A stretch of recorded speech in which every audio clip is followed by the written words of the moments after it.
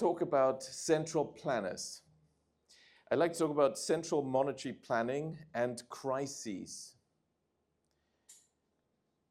Do we really need central planning? I think we have an answer to that question.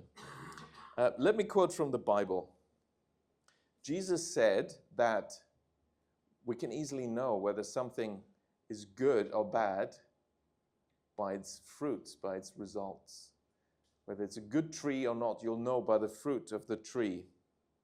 So what are the fruits of the central planners?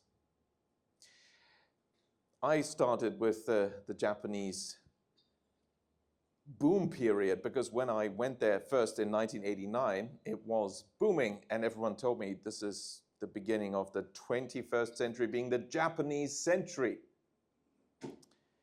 But as it turned out, with hindsight, equity markets peaked at the end of 1989 and also the economy peaked. There's a lag, maybe around 92, and it's been downhill ever since.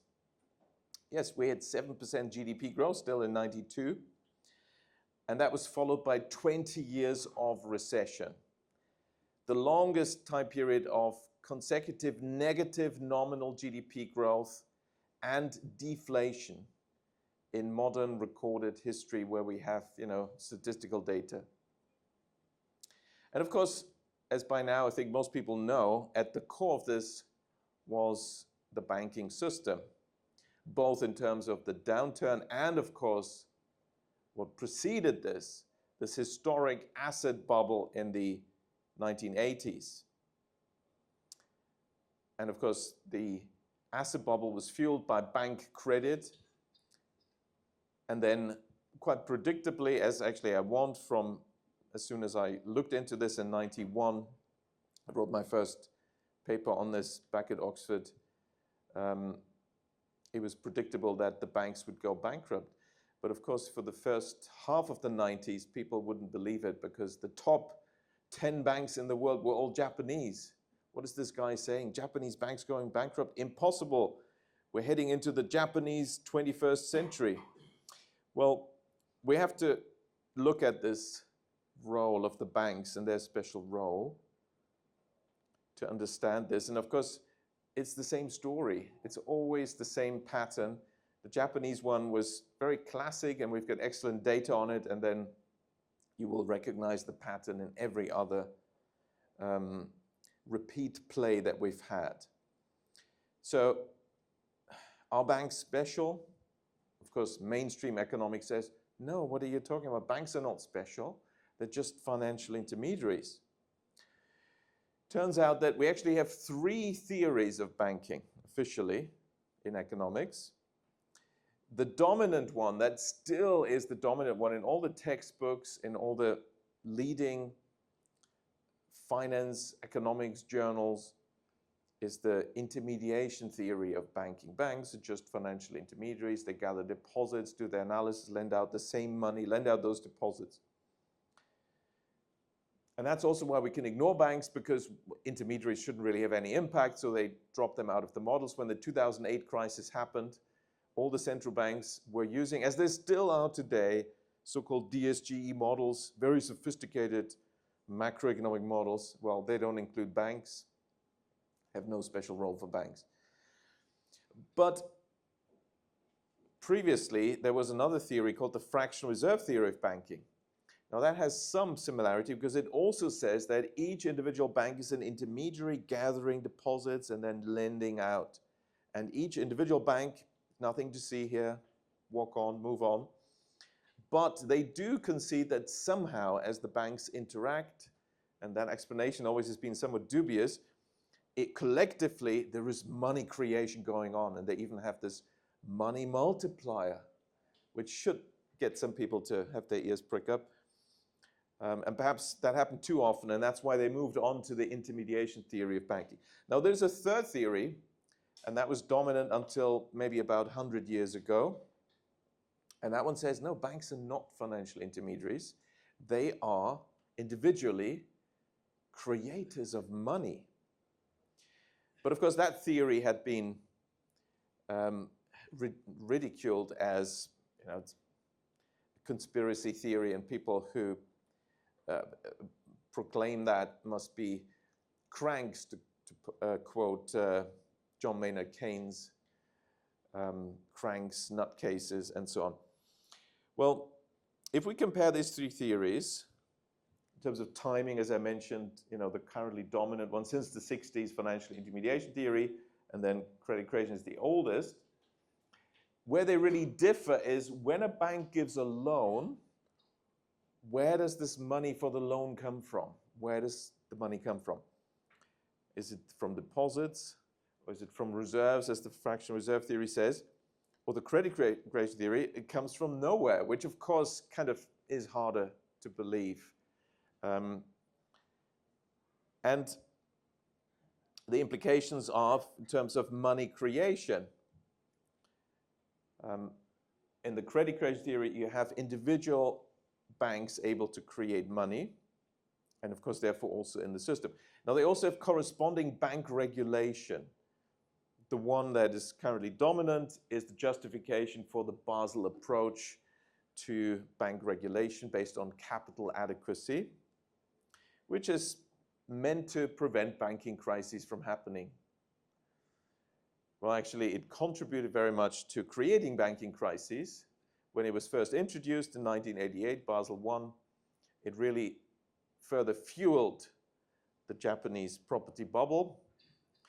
And then we had, after the Japanese crisis, we had the Asian crisis. And then it was thought, okay, we need some improvement on Basel. Basel II was introduced. But of course, that further fueled, actually, the asset bubbles, because that enabled the large international banks to have even lower capital and even more, well, if you believe the third theory, credit creation. And then they said after the 2008 crisis, okay, maybe this Basel approach just needs to be fine-tuned further. We need more and more regulations on top, but it's still the same approach, Basel III. But we know this is not going to prevent the next banking crisis, which is going to happen within 2 years in Germany. It's all fairly predictable. So the Basel approach has not been successful. Now, if it turns out the financial intermediation theory is actually wrong, then that's not surprising. The fractional reserve theory, because it focuses on reserves and excess reserves, had a regulatory approach that focused on managing bank reserves. Now, it was found when they did this in the, particularly the early 80s, that somehow it didn't work. And of course, again, that could be because maybe that theory, the underlying theory, is not correct. The credit creation theory is a very simple bank regulation approach. What matters is bank credit, direct quotas for how much credit should be allowed to be created. And of course, you can go further and do this by industrial sector, credit guidance. Just very briefly, oh, somehow it wants to jump. Okay, it doesn't let me. Wow. Okay, there is a slide which somehow is not allowed to be shown, which gives you the names of all the famous people who support the mainstream theory. Why is that? Maybe if I get out of this.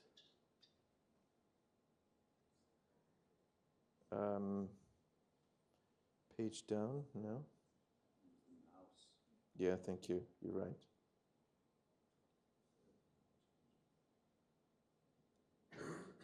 Okay, it's a bit smaller. So this theory has been supported by all the great and the good, from Keynes in 1936, general theory, to post-war proponents of mainstream macroeconomics.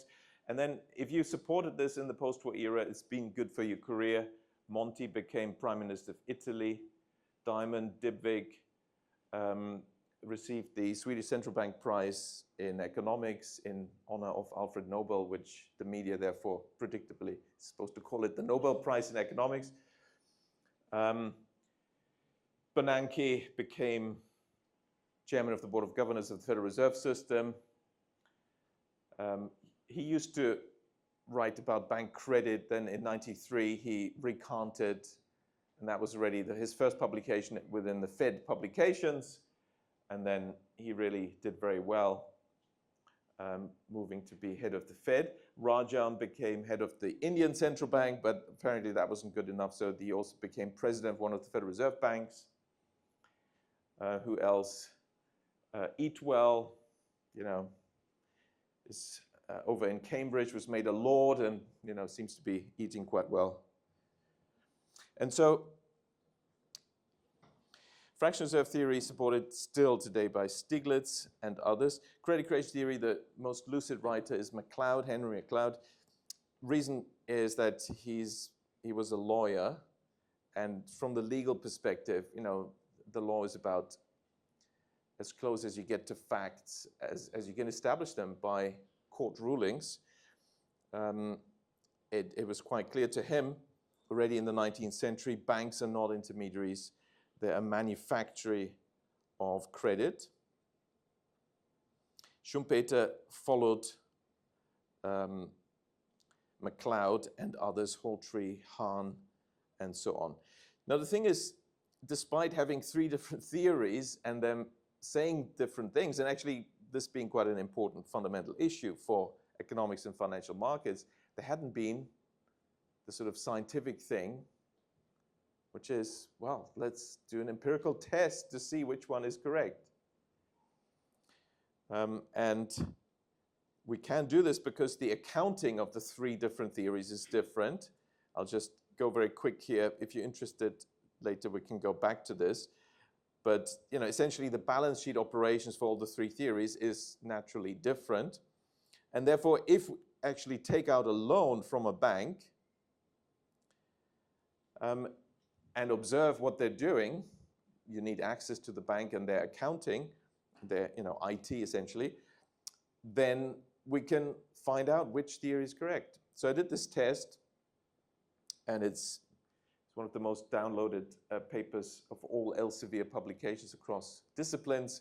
Can banks individually create money out of nothing? And the second test, Lost Century in Economics. And as many of you may know, what we find is that this some of the details of the test. The financial intermediation theory is rejected. The fractional reserve theory is rejected. The key question is, when I took out this actual loan, 200,000 euros from the bank, where did the money come from? Did the bank book it from some other account internally, externally? Were reserves involved? Were deposits involved? And the answer is no, none of the above. It was, of course, newly created. My account as borrower was credited with the money. And that's only possible. And also the balance sheet lengthened, which is what the credit creation theory predicts. That's the only one consistent with the evidence, so it's now established. But as I said, as Henry MacLeod already knew, from a legal perspective, this is very obvious. So while economists always call banks deposit-taking firms that lend money, the legal reality, and therefore actual reality, is banks don't take deposits and banks don't lend money. Because at law, there is no such thing as a bank deposit. This is English law, where modern banking was established, and the legal framework was established from the 17th century onwards. And those high court rulings have never been overturned.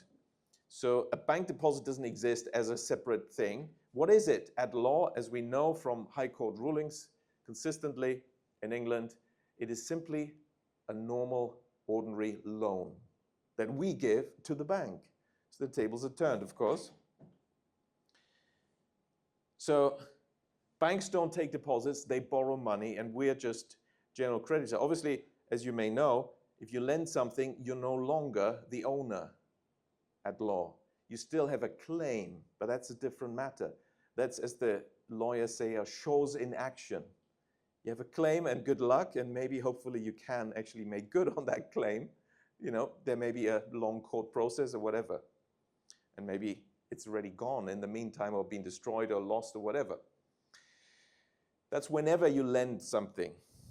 And that's true for our money. If we lend it to a bank as a deposit, we are not the owners. That's a legal fact. But hang on, okay, but still surely banks lend money. No, they don't. As Henry MacLeod explained very clearly in 1855, banks are in the business of purchasing securities. That's what they do. But it's a loan contract and they're giving me money. What they're doing is they're buying your loan contract, which is your promissory note, your IOU, your debt instrument, your security that you've issued. And then they owe you money. Okay, but if the bank owes us money, we call it a deposit. And hey presto, we have to now create a deposit out of nothing. And that's what happens.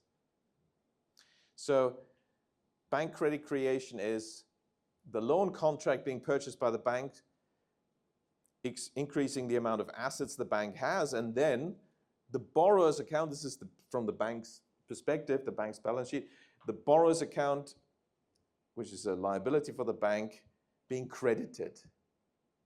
And as I showed in my work, as I could empirically demonstrate, so no money is actually transferred from anywhere away, inside or outside the bank. It is newly created.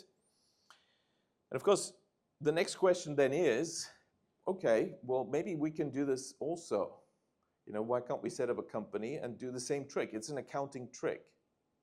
In fact, what it is the bank is booking the accounts payable liability arising from the loan contract it has acquired as another type of liability it calls customer deposit.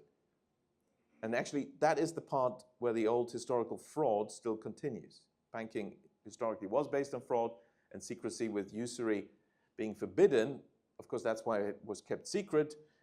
All the parties involved had an incentive to keep it secret, but the bankers in particular, because they were also inventing the money. But then why can't we do it? Why can't an ordinary company do this? And to figure this out, I realized just the normal balance sheet comparison is not enough. It's too crude. You know, if you compare a non-bank financial institution, let's say a stockbroker, which in many ways is very similar to a bank because you can get a loan from a stockbroker, margin loans and other loans, and you compare it with a bank. We know that the outcome is the stockbroker's balance sheet doesn't lengthen and the bank balance sheet lengthens.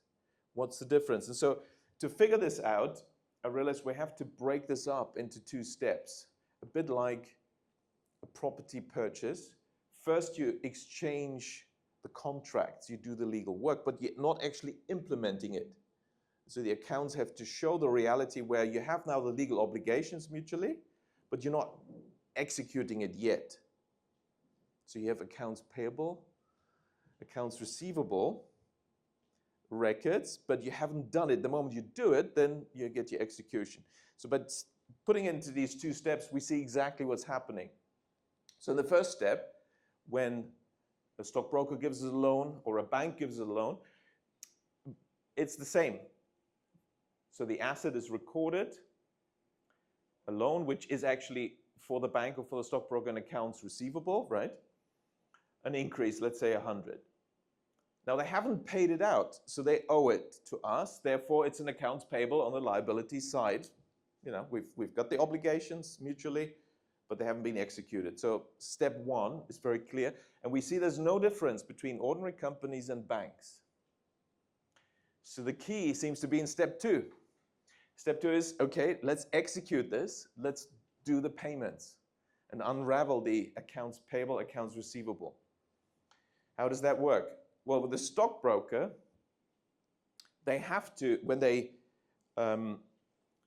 pay out the loan, they've given you a loan, and they want to now execute this and pay this out, they have to draw on actual resources, which could be cash balances. So they would have previously an asset that they're now drawing down and giving to you, and their liability is extinguished. So their balance sheet goes back to zero and as a result does not lengthen from giving you a loan. Or it could be, you know, they're holding the money in deposit, more likely with a bank, when they give you non-cash a bank transfer. But what about the bank? Well, the bank is essentially stuck in step one because the balance sheet stays essentially the same as in step one. So the asset side is the loan, accounts receivable. And all that happens now is that the bank switches its accounts payable liability arising from the loan contract, that's now executed, therefore extinguished, into another type of liability it calls customer deposit, client deposit, savings account, current account. And the balance sheet stays lengthened. So then the question is, well, okay, why can't the stockbroker do this? Or why can't we set up a company and also therefore create money? And the answer is this. To do this, to do what the bank is doing, you need to be the keeper of the record. And each bank is a keeper of records, of its own records. So in that sense, banking is a decentralized form of money creation. Not as transparent as a blockchain, obviously, but they also have to publish their accounts regularly, to some extent transparent. But most people don't really understand double entry accounting, which was created just for banking. Because the old type of accounting, single entry accounting, also known as charge-discharge accounting, is honest accounting. And you couldn't play this trick with single entry accounting. That's why double entry accounting and banking were invented at the same time. So what's happening here? Why can't we do this? The bank has to be the keeper of the record, and it is. And then, as the keeper of the record, it can fiddle the accounts and can account what is actually an accounts payable liability from the loan contract as another type of liability called client deposit. A stockbroker can't do this. Why? I hit on this when I got letters. This is back in 12, 13. I got letters from Barclays stockbrokers in England, and another stockbroker, Self-Trade or something, and another online broker, saying that actually we're going to become a bank, and therefore we have to inform you by the regulations that from now on the client money rules no longer apply to the funds that you've deposited with us. Ah, the client money rules. What is that? Well, there is the very unwieldy handbook of the UK financial regulators, the FCA, Financial Conduct Authority. The handbook, if you printed it out, would probably more than fill this room. So it's not kind of that handy after all. And within that, you have good rules concerning depositing client money. So a firm, on receiving any client money, must promptly place this money into one or more accounts opened with any of the following. Now, what follows is a bit of bureaucratic gobbledygook, but the simple answer is a bank. You must put the money in a bank. Well, a central bank is a bank. What is a CRD credit institution? Well, this is EU speak. The UK used to be part of the EU. And for some reason, they still stick to the language, by the way, and actually all the EU rules as well. It's kind of odd. This is the directive for the capital requirement, which defines banks in the EU. And the CRD credit institution is simply a bank in the EU, including in those days the UK. And a bank authorized in the third country, the beauty of being in the third country, proper simple language, wonderful. Third country meaning non-EU, okay? This is EU speak. And a qualifying money market fund, a particular money market funds that are treated like banks. There's some American ones like that. So, if you're a normal firm, you have to keep client money in a bank.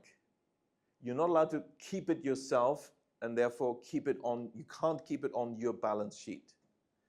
You have to hold it in custody, warehousing, as a bailment. You're not the owner. But if you have a banking license, that is the license to take deposits, even though at law there is no such thing as a deposit. So there's a lot of contradictions in this legal background.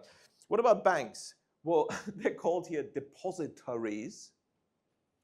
The client money chapter does not apply to a depository. when acting as such, you see, because at law there is no deposit, and so it's just acting in front of the customers, like us on the stage, the actor is acting, right? We're acting as if you're depositing the money. So when the bank acts as if it was receiving a deposit, then it's exempt from the client money rule, which means it can keep it on its balance sheet, and that means it's the keeper of records, and that means it can fiddle the accounts. It can invent money. That's the beauty of banking. So that's how you create money. You do need a banking license, a license to take deposits, although deposits don't exist at law. So there are some kind of regulatory muddles, because the regulator does like to use the word to basically maintain that facade that there is such a thing as deposits.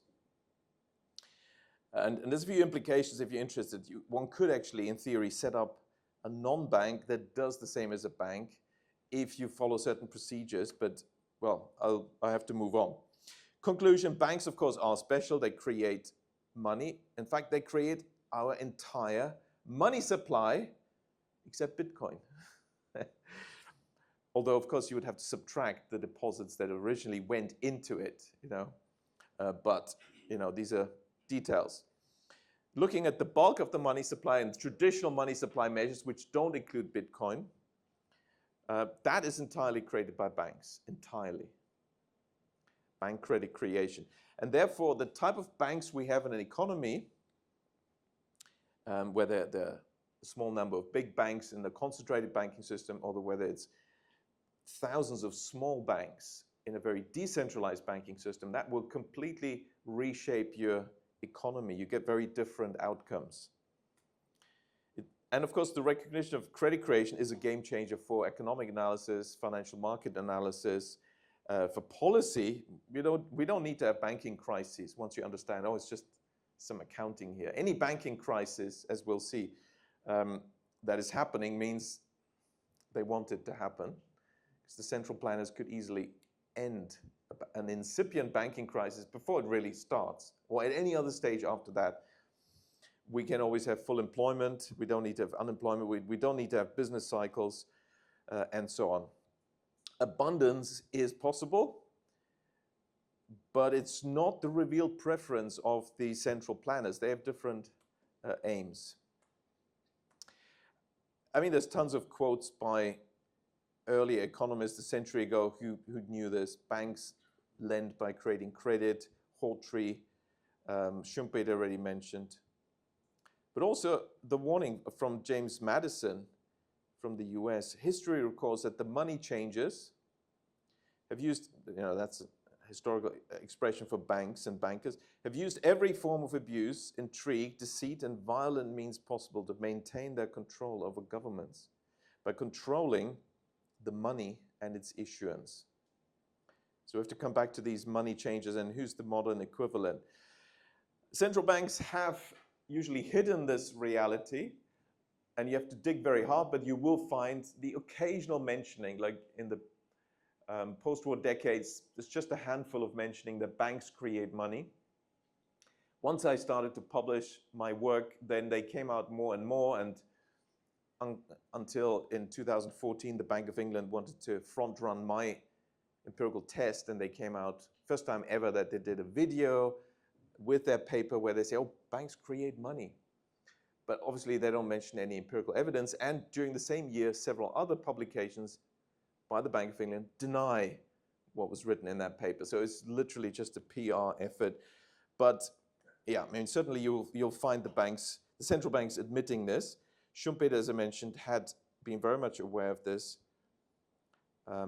It's more useful to look at it as a credit system, and money is really just the difference, the residual, because we have a system of debits and credits that is constantly netted.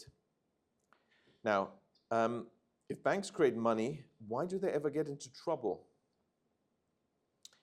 And of course, they do get into trouble. In 2008, one example is Barclays Bank. It needed, well, initially £6 billion, then it turned out it was £10 billion in new capital. And if they create money, well, they can just create it themselves. Well, yes. And at Barclays, unlike RBS and Lloyd's, they were paying attention. So they did create the needed 10 billion in the end themselves. You need a strawman that you lend the money to when you create it out of nothing. And that needs to be sufficiently large so that 10 billion don't really stick out and cause auditors to raise too many eyebrows. So they found in the Gulf region one of their customers, Qatar, who they offered new preference shares to buy to raise capital. And Qatar said, well, late 2008, it's not a good time for us to, we're fully invested to now sell like US stocks and buy your preference shares. We'd be locking in those losses. Oh, no problem. We'll lend you the money. And so the Barclays loan created this new asset, the loan to Qatar, which then was, of course, immediately switched from the accounts payable liability into a deposit. And then you issue your new equity, and you have a simple liability swap of the equity being paid for with the deposit, and you have created your own capital. Now, that's what Barclays did, and also Credit Suisse, by the way. Credit Suisse had the advantage that the regulators are slightly more, I don't know, shall we say, continental, straightforward about these sort of things. And because these banks will always tell the regulators, whether officially or not, but they will always tell them. And the Swiss regulator said, okay, fine, we don't want to use public money to bail you out. So, okay. And that was a done deal. In the Anglo-Saxon countries, they love this idea because of the role of secret services and covert operations and the deep state in general. They love the concept of plausible deniability. So when the Bank of England said yes, it meant yes, but if it comes up, we've never heard about this and you'll be in trouble, right? And this is exactly what happened, but it's quite telling because when the Serious Fraud Office did look into this, it's like, here's the elephant, because this, according to the Companies Act 2006, is illegal, very clearly, because it states that you cannot lend the money for a new shareholder to buy your shares. And that's particularly relevant for banks because it's complete bootstrapping, right? And it's quite clearly formulated, Companies Act. So the Serious Fraud Office was investigating this. Here's the elephant, and they were constantly looking around it, getting very busy looking at other things around this deal. They found that it's essentially the interest payment, because Qatar will probably said something like, well, okay, we do this, fine, and that's how we buy your preference shares. You give us a good loan, but we don't really want to pay much on interest for that loan, right? And there was this payment back to Qatar of fees that seemed to be roughly the size of the interest you'd expect here for a few years. And there were some of these consulting fees, and it was booked in some way, and that's where they said, well, look, there's a problem here, which was a bit of a sideshow. That was blown up. You get lots of articles if you Google this. And yet, in the end, despite some investigation by the Serious Fraud Office over many years, then nothing happened. And they never actually addressed the more fundamental point of the lending to somebody who buys your shares. So now how does this link to the economy? Well, we have to look at the general quantity equations for that. What is the general quantity equation? Well, you know the specific quantity equation. Some of you, I'm sure many of you will have seen this because it's been used in economics for centuries as they're more or less the only way they link money and the economy, the so-called quantity equation, Py equals MV, or MV equals Py, obviously you can change it around.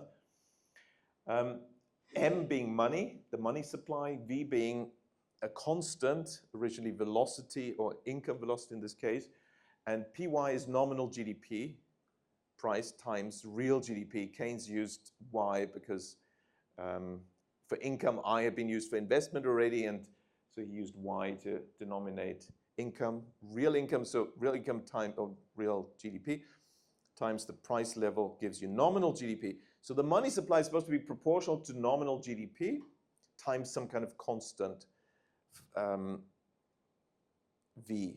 Or if you take V on the other side, 1 over V they call K. You may have seen this Marshallian K. Same thing. Trouble is, empirically, this didn't work very well, particularly in the second half of the 1980s and ever since. Velocity was collapsing, velocity decline, and they talked about the mystery of the missing money, the collapse in velocity, or the breakdown of the money demand function, which is just, you know, 3 different ways of talking about the same phenomenon that this equation didn't hold. Now that's not surprising because that's a special case. That is not the general equation. Why? Because not all money is actually used for GDP, for national income. It's just national income accounting. The assumption is that all money is used for national income. All the money is used for national income equals nominal GDP. And that's not true. The original equation is actually a transaction equation. The value of transactions, quantity times price of transactions, equal to, well, that's what we're assuming. This is the original Fisher equation. So the value of transaction equals money supply, which is different because GDP is not equal to all transactions. We are assuming implicitly it is equal for this to work. But hang on, there's so many transactions that are not part of GDP. All the asset transactions. Why? Because they just change ownership of assets, whether it's property, real estate, which is huge for many economies, but then we have all the financial transactions. They're not part of GDP. So whenever money creation takes place for asset purchases, then you don't expect that equation to hold. So we have to split into 2 streams. Money used for the real economy, make it subscript R, real economy, and money used for financial or asset transactions, subscript F. We have 2 equations, and you can only expect a stable income or GDP velocity for the first equation if you've defined your money correctly as only that money that is used for GDP transactions. So that's the general quantity theory. And what we've been looking at is really a special case where this doesn't exist. On a growth basis, just taking growth rates, so growth in the money supply should be proportional to nominal GDP growth. And this is the growth in the money supply for real economy transactions. And growth in the money supply for financial transactions should be proportional to the value of the change in the financial market transactions. Well, the tricky bit is how do we measure money? And the traditional answer has been, well, deposits, bank deposits. The trouble with that is that bank deposits can't be split into their use because they're actually money out of circulation. They're a subset of savings. That's money not used. Well, how do these deposits come about? Through credit creation. And if you look on the credit side, the asset side of the bank balance sheet, then you can split it into the use of the money. And so that's what I've done already, 30 years now ago. You look at credit creation as the new definition of money. In the real economy, explains nominal GDP, and credit creation for asset transactions explains what happens to asset markets. This is the growth rates, because actually, yeah, credit creation is a flow concept. So changing credit stocks is credit creation proportional to GDP growth, and then credit creation for financial transactions is proportional to what happens in the asset markets. And that works pretty well. It also happens to solve the long list of anomalies that we have in macroeconomics, which are not minor things, but very fundamental, big problems, big holes in official economics, definition of money, the anomaly that banks shouldn't be special, but they are special, behavior of bank lending, fiscal policy ineffectiveness, interest rate policy ineffectiveness, the velocity decline, and. I've got a few, if you're interested in them, but I'll probably have to skip. I have to go to the key message here is this. We essentially, when we split credit into 2 streams, the real economy and non-GDP transactions, the asset transactions, that gives us 3 scenarios. Here's the split into the 2, but because when it goes into credit goes into GDP, we still have 2 possibilities. Let's look at credit for non-GDP transactions first. When banks create new money, and it's used to purchase assets, because money creation always does something in the economy.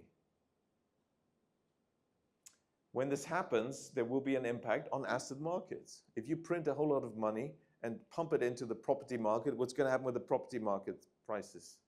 Of course, they're going to go up. So this creates asset inflation, and when they're large enough, which is often the case, proper asset bubble, and that must always lead to banking crisis. Why? Because it's a Ponzi scheme. This will continue. Yeah, but won't the asset bubble continue? Yes, it will continue. It can continue for a long time, while and only until this bank credit creation continues to grow. And when that stops, that's when the music stops. Sometimes you hear bankers talk like this. There was a Chuck Prince who said in 2007, perhaps the first half of 2008, he said something like, the music's still playing, we're still dancing. Because credit creation for asset purchase was still rising, asset prices were still rising, the banks were still happy to expand the bubble. But then when a shock happens, can be external, often it's the central bank, the music stops. So there's no net new injection of money. So asset prices will not go up further.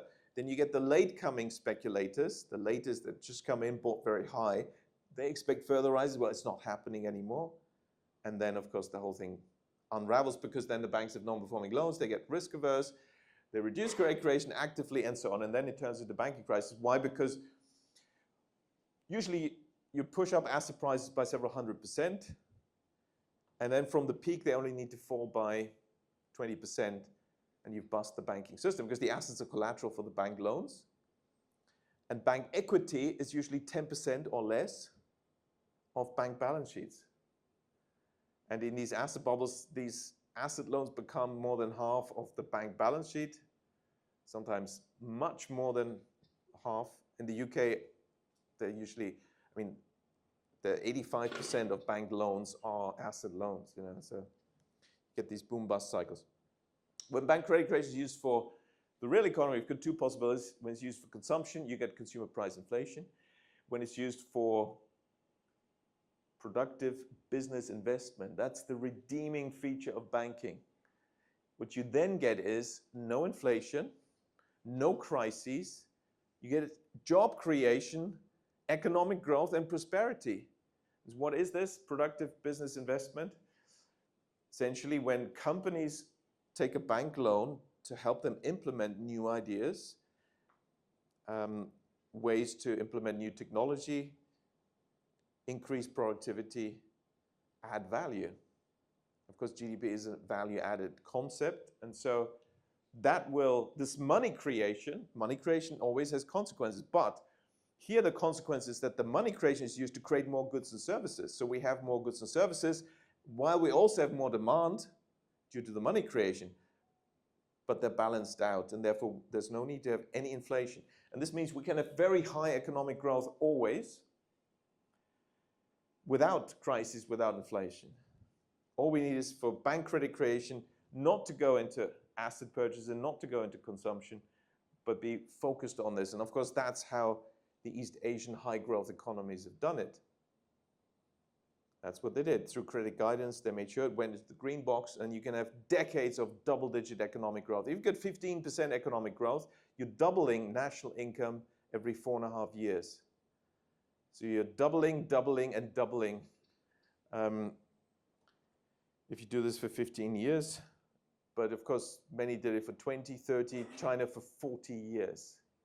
Doubling and doubling again and doubling again national income. That's how you move from developing country status to developed country status within a generation. Credit creation for productive business investment, which is why it's important, as Bitcoin plays an increasingly large role, that we also consider the possibility of using Bitcoin as collateral to connect the banking system as a basis for bank credit creation linked to Bitcoin. Because, as we know, and some very much appreciate, Bitcoin may have a deflationary impact, but without credit creation, without an expansion of the money supply, there won't be economic growth. That's a fact. And economic growth is actually a good way to make people better off, deliver prosperity for everyone, not just for the early Bitcoin buyers. And so this is the way to do it. So we now need to increasingly help the creation of banks that will be happy to be linked closely with Bitcoin. And that's possible in domiciles such as Switzerland, where I'm currently setting up a bank. We have legal certainty for tokens and cryptocurrencies. And there is an additional license you get from the regulator to be a token custodian, and everything is fine, proper, and in safe hands.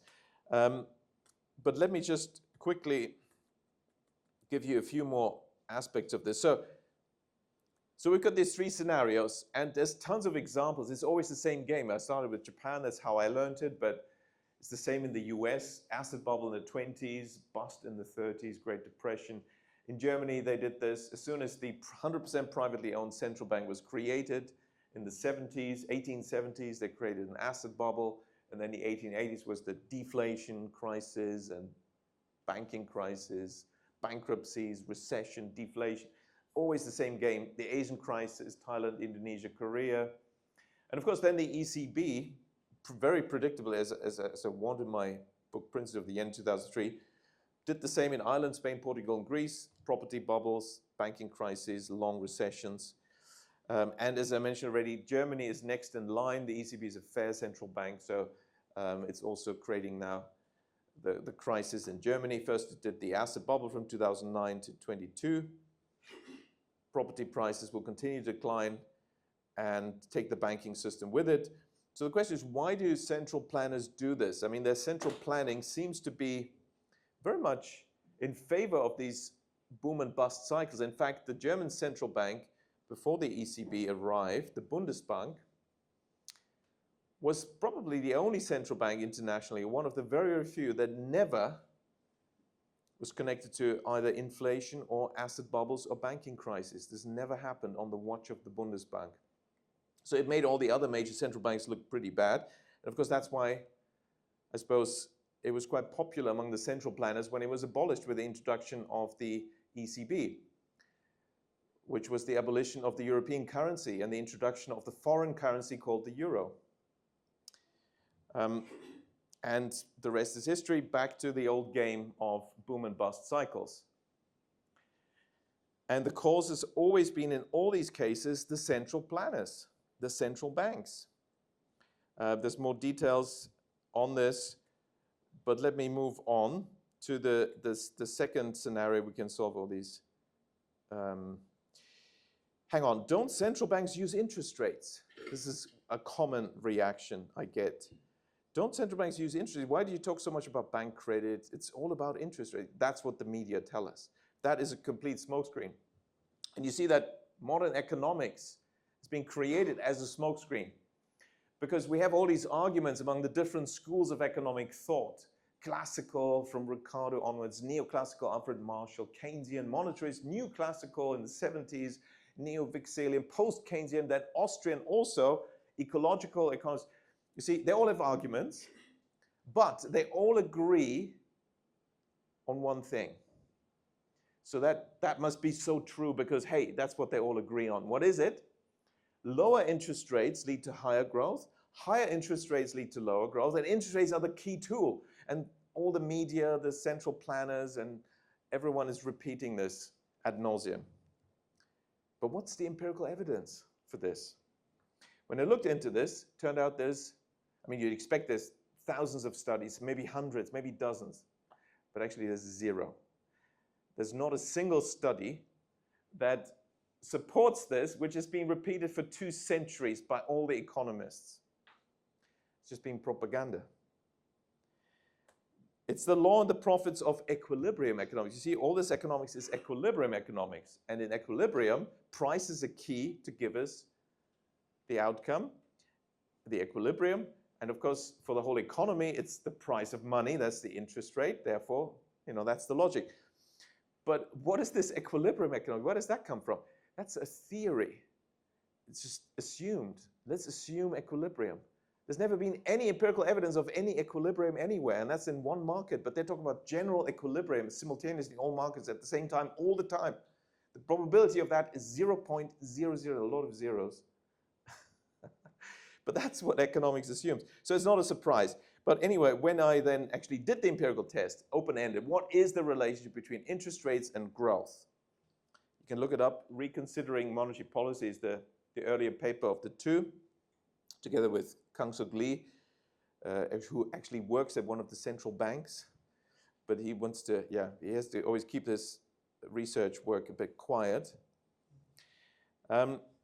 So what do we find? What is the relationship between interest rates and growth? I mean, we always do eye inspection, and just at first glance, well, it's kind of sort of a positive relationship. It's supposed to be negative, remember? Low rates, high growth, high rates, low growth. But of course, this could be deceiving us. So just looking at a graph is not good enough. There could be leads and lags involved and complicated dynamic processes. So we did the most sophisticated analysis, the dynamic conditional correlation analysis, DCC, in a gauge model, where essentially you let the data tell you what is the optimal lead lag between these two variables. It's just letting the data tell us how are these series actually related.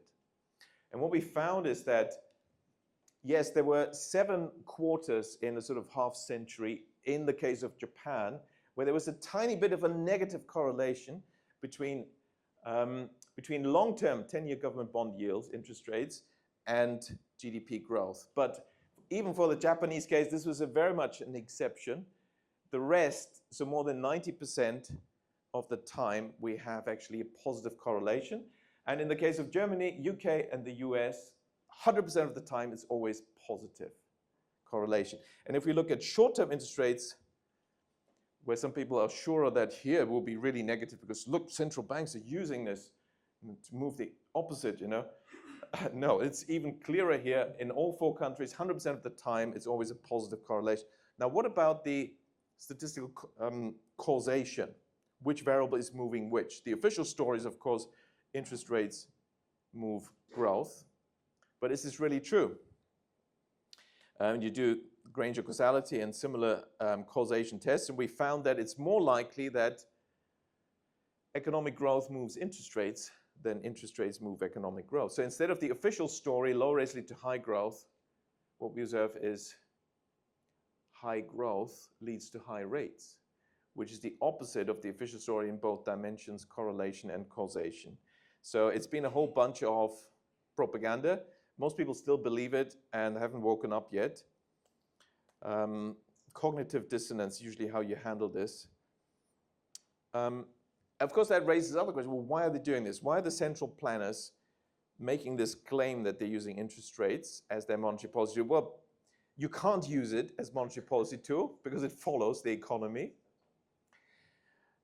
It could be to distract attention from where the real action is, and we already know it's got to be the quantity of bank credit, because of course there's no equilibrium, markets are rationed, therefore it's quantities, not prices, and therefore it's the quantity, oh yes, battery low, it's the quantity of credit that's the key variable.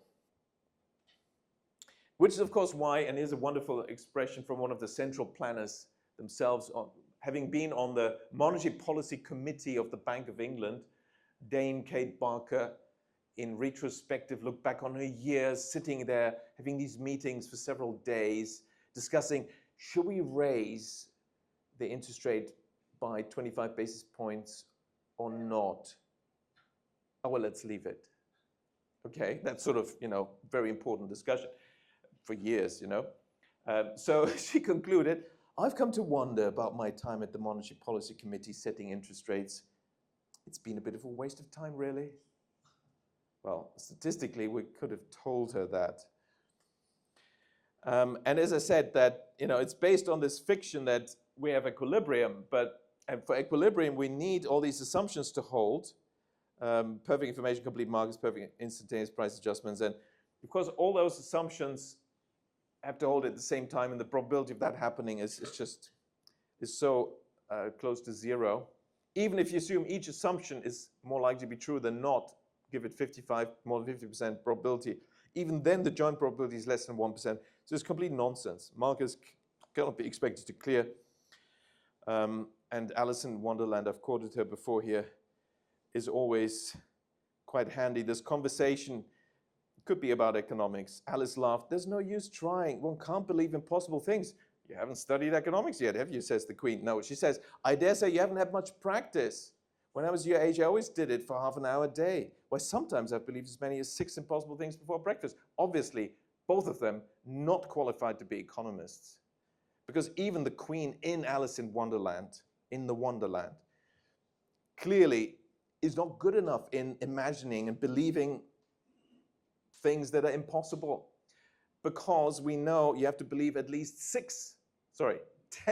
8 impossible things all the time. And 6 impossible things is just not good enough for equilibrium to be achieved. So no equilibrium, markets are rationed. Rational markets follow the short side principle. Whichever quantity of demand or supply is smaller determines the outcome and has power. So power is part of the economic reality, which we all know from our own experiences, but is always denied by the experts, economists, because whoever is on the short side has the power to decide with who to trade, with who to do business. Now, which one is the short side when it comes to money? Which one is larger, the demand for money or the supply of money? What do you think? What's your opinion? Which is larger, the demand for money or the supply of money? Okay, here's somebody who can give me a wallet, because you don't need money, obviously. Your supply of money is just so large. But anyone else? What do you think? What is larger, the demand for money or the supply of money? Demand, yeah. It is. It is. In fact, no matter how you twist and turn it, there's always more demand for money than supply, which means the short side is supply. So whoever supplies money, they have power to pick and choose who to give that money to. Now, who supplies money? We've just started out with that. Banks. They create credit out of nothing.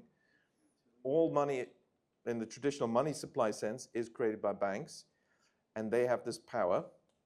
The credit market is rationed. That's even in mainstream, you'll find this analysis, but they don't link it to bank credit creation, that the banks are creators of credit. They link it to the financial intermediation theory. So they never fully then explain why this should be macroeconomically relevant. So how did in Japan, just to return to the question at the outset, how did in Japan, this bank credit get determined to get this asset bubble? And the official story says that, the central bank used to engage in guidance of bank credit, but that ended in 1982. They told the banks how much credit to create every quarter and also industrial sectors. But then they stopped doing that in 1982. And I thought, and that official history has been well documented. They even invited some Federal Reserve people to Bank of Japan to come to the same conclusion. Some American researchers were invited, and they came to the same conclusion. And when you asked them, so how do you know that it was abolished, that window guidance was abolished? Well, the Bank of Japan told us so. Okay, all right then. We should always believe the central planners, right? So I did some empirical research by interviewing people, primary sources, but also going through secondary sources. The Japanese language press is quite good at getting truthful stories in print, because in Japanese it's below the international censorship radar. And they actually said it throughout the 80s that the window guidance, credit guidance continued. But you could say, okay, that's journalism, maybe that's wrong. I went to primary sources, interviewing on tape recorded Bank of Japan staff dealing with the banks and the bankers dealing with the Bank of Japan, and could establish that, of course, it continued.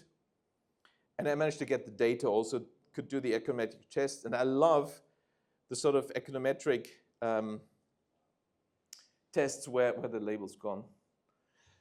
Well, they're almost identical curves anyway. So the one is bank credit, actually delivered 3 months after the window guidance quota, which is the other line. The black line is the window guidance quota. The banks were told before the next quarter even started. And the orange line is the actual bank credit after the end of that quarter. So there's 3 months in between in reality, but they're identical. It was, of course, a very, very powerful tool. Now, it's also important to understand that central planners can end banking crises at any time. I proposed some tools how to end the Japanese crisis when I was in Japan in 94, 95. I called it quantitative easing because my analysis stated that the problem is lack of bank credit creation for the real economy. We somehow have to crank that up, otherwise there won't be a recovery. That was published in the Nikkei in 1995. They loved the expression quantitative easing, the central planners, but they didn't do it. So my proposal is actually 2 aspects, what I call now QE1. Central bank purchases non-performing assets from banks. This is for the central bank to wipe clean the bank balance sheet at 0 cost to society. No tax money needed, no austerity needed, and there's no cost because you just quite legally this way clean up this accounting problem. Why should you ever have a recession with large-scale unemployment due to an accounting problem? Doesn't make sense, does it? So here's the illustration, central bank purchasing the bad assets from the banks. And the bank balance sheets then will be stronger than ever. On the asset side, they will have just pure central bank credits in their current account with the central bank, which is called the reserve account. Strongest balance sheets ever. Cost to society, 0. Hang on, isn't there a cost in terms of inflation? No, you are not creating money.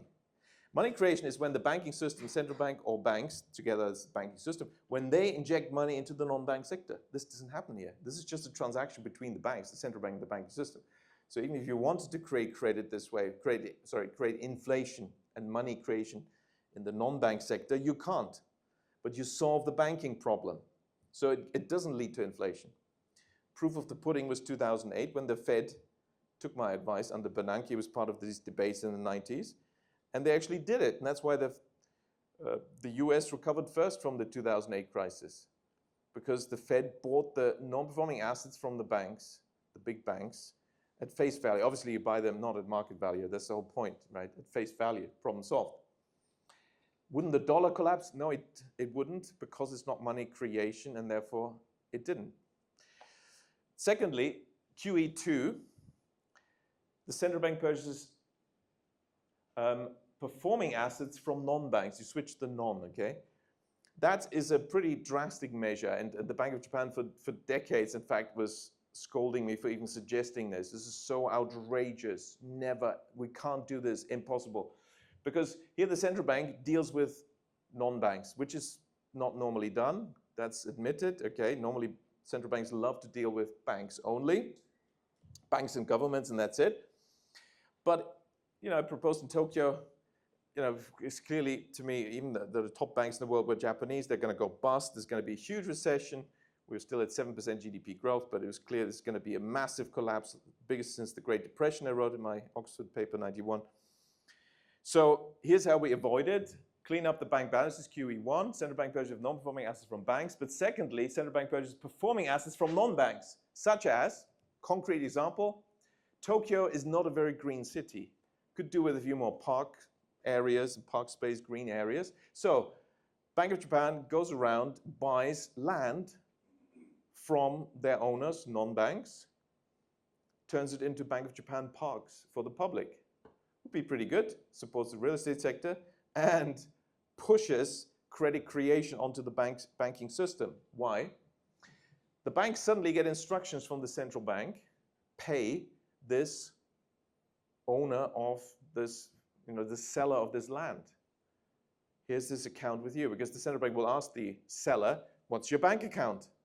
And then the central bank makes the transfer, which means the bank gets an instruction from the central bank. It's unusual. Pay this non-bank. Oh, wow, great. Central bank telling us better do this, of course. And they receive reserve credits in their accounts with the central bank on the bank asset side. And they then create new credit on their liability side out of nothing, just with a normal, same as with a loan. So it's the central bank forcing banks to create credit. Admittedly, pretty radical stuff, but can be done very easily. It's not, it's very easy. It's not difficult. The Bank of Japan refused for 2 decades. No, no, no, we're going to do neither. They did, we'll do QE. They actually said, no, now we're doing QE. But they did fake QE. They bought, this is the most boring combination here, performing assets from banks. It's a marginally tiny, tiny positive for banks, but almost nothing. I mean, it's pointless. You create a bond market bubble, but you don't really stimulate the economy. You don't solve the problem of lack of bank credit creation. So bank credit continued to shrink. There were some exceptions, but it continued even here in 2010, 11, still negative. That's why we had 20 years of recession. It was so easy. We just needed to expand bank credit creation until Prime Minister Abe, who'd read Princes of the Yen. We shook hands last when he came to London. He said, okay, he actually made it his election platform in 2012. Everyone advised him, no, don't have a central bank topic as your election platform. It's too complicated for the audience. He won on a landslide win, and then he had promised actually to change the Bank of Japan law, which was my advice, but he didn't. So somehow he copped out, which seems to be happening all over the place. All these radical politicians, then once they're in power, don't seem to live up to that. He did appoint somebody who he thought would do radical changes as governor of the Bank of Japan, Mr. Kuroda, and he did succeed in, let me just take this, okay, in pushing up bank credit. It then moved sort of to this level and has been positive ever since, and that's really when the 20-year recession ended, 2013. But the Bank of Japan could easily outwit Mr. Kuroda from the finance ministry, and the old structure stayed in place. And of course now Ueda is just one of the old hands. He was there when I was there in the early 90s in the research department. So here's the 2008 Federal Reserve quantitative easing, which was very clear would not create inflation or weak dollar.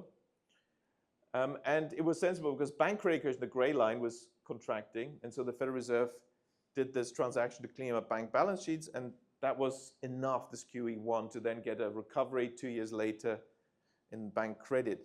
But what happened in 2020 then took most people by surprise. That QE doesn't create inflation. Well, that was QE1. QE2 is designed for deflation. But if you do it in a period where bank credit is already at more than 5%, 5.5% credit growth, and then they did QE2 in March 2020, then of course you are massively expanding the money supply, and you're doing it at a time period where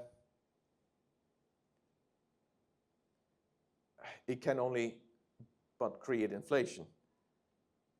So that was very predictable. When I saw the data in May 2020, we'll get significant inflation 18 months later.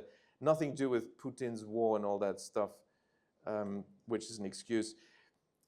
BlackRock had regurgitated my proposals, resold it as their going direct plan of August 2019. And then in March 2020, the Fed hired BlackRock to implement this, which in many ways has been a replay of the 70s, because the 70s so-called oil shock inflation was also not due to the oil shock, it was due to central bank money creation. What do you think?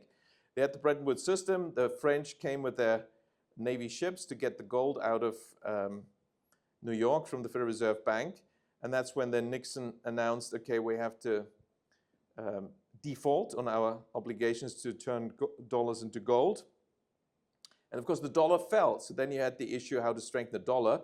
Number one policy was the Fed telling allied, i.e. vassal central banks, okay, you guys print money now, create as much money as possible, because in relative terms, that helps the dollar. And secondly, of course, they had the petrodollar link, which was, it's too long, I think, for me to go into. But essentially, it was a US takeover of Saudi Arabia, making it part of America. You know, this JECO, Joint Commission on Economic Cooperation, which is the petrodollar agreement of June 74. and all the ministries were staffed with Americans. The Saudi currency was is still linked to the US dollar now. And of course, the deal was made that you had to sell oil only against the dollar, and 80% of the sales, of the revenue of your oil sales has to be put into your US treasuries. And that's why you could, in one fell swoop, solve the massive current account deficit and fiscal deficit at the same time. The Saudis were actually against this, but you may not know this part of the story, but they said, okay, well, we're happy to play ball, but Israel has to go back to its borders of 1967. They insisted. They used to insist on this. So it was the Saudi king, the oil minister, and the foreign minister, these three. So what happened then was Kissinger met al-Sakaf, the foreign minister, still in Riyadh, and then he kept insisting about this Israel thing. And Kissinger said, well, we'll continue our discussion when you're in New York in 2 weeks' time. Well, the newspaper reported that al-Sakaf happened to die in New York, and his body was sent back on a US plane with the Undersecretary of State. Now, this was not enough of a hint for the Saudi Arabian king. He was steadfast, and he said, Israel has to go back to its borders of 1967. That's UN resolutions. We will play ball with the Americans, we'll do everything, but that has to happen. So he, even though his foreign minister quite sort of abruptly, suddenly and unexpectedly died in New York. So of course what happened was 6 months later, the king was also dead. The interesting thing is really what happened to the third person in this menagerie. You know, the king was assassinated, it was a coup d'etat, we know what sort of agency stages these regime change operations. But the more interesting and colorful story is Yamani, the oil minister, despite all that, also still didn't change his view. And he kept saying, well, no, we're going to lower the oil price again. Because it was the Americans that forced Saudi Arabia to push up the oil price, right? No mistake about that. And by the way, that happened, quadrupled in January 74. The inflation peaked in June 73 in most countries. So you see, it was not the oil price. It was the money creation that had created the inflation. What happened to Yamani? Well, he met with OPEC in Vienna in 1975. And it was literally a Hollywood script. Suddenly the doors, I mean, you have to imagine they're having their meeting there, talking about the oil price and oil production. And the doors suddenly burst open and in comes a bunch of terrorists with AK-47 rifles, led by the most famous, infamous of all terrorists, Carlos the Jackal, who took them all hostage, demanded an airplane. Yeah, of course you get an airplane. Oh, it's actually flown by Royal Navy, British guy. Okay, fine. Flying around North Africa. During this process, of course, several times, Yamani, the oil minister, had guns put to his head. And after that experience, he survived. And after this experience, he did play ball. So if you want more on this, John Perkins is very good on this, Confessions of an Economic Hitman. So what created this inflation, just like the inflation 21-22, is credit creation. It happened in 71-72, whether it's the US or Germany or Japan, and that's run by the central planners. So what are these central planners doing? Well, they could deliver high growth as they've done in East Asia, as China has done. You know, when Deng Xiaoping came to power in 78, first thing he did is, actually just before he came to power in October, he went to Japan, and he asked the Japanese, tell me the elixir of high economic growth. He wanted growth and prosperity. And they told him, you need banks. How many banks do you have? One bank. Soviet monobank system. Well, good luck. You need to decentralize your money creation. And he did a simple calculation. Which is better, 5 people at the People's Bank of China creating and allocating the money supply for the whole country? At the time, it was less than 1 billion, maybe, I don't know, 700 million people. Or establish 5,000 banks with 30 branches each, with 35 loan officers, checking loan applications of millions, literally millions of SMEs, small, medium-sized enterprises. whether it makes sense, kicking the tires, doing the analysis, refusing some, selecting the ones that are viable. Which system is going to be better? Deng Xiaoping thought, okay, that's a no-brainer. We're going to establish small local banks. Okay, and that's what he did. So that's the solution, what we need to do. The central planners clearly have proven they love to create crises. All crises are created on purpose, as you can prove with the empirical economics, and they want to centralize, they want to introduce CBDCs when they crash the German banking system in the coming years. That's probably going to be timed with the ECB rolling out the digital euro. And that's going to be, I mean, Victoria mentioned the end game. That's going to be their end game. And we have to stop that. We have to work against that. We have to do the opposite. Create many small banks and continue decentralizing. And I think it's important now to work on linking Bitcoin and banking to a decentralized banking system and a decentralized overall monetary system. Thank you very much. Look up my Substack, okay, rwerner.substack.com, or some of my other sites, YouTube, Werner Economics. Thank you very much. Thank you very much.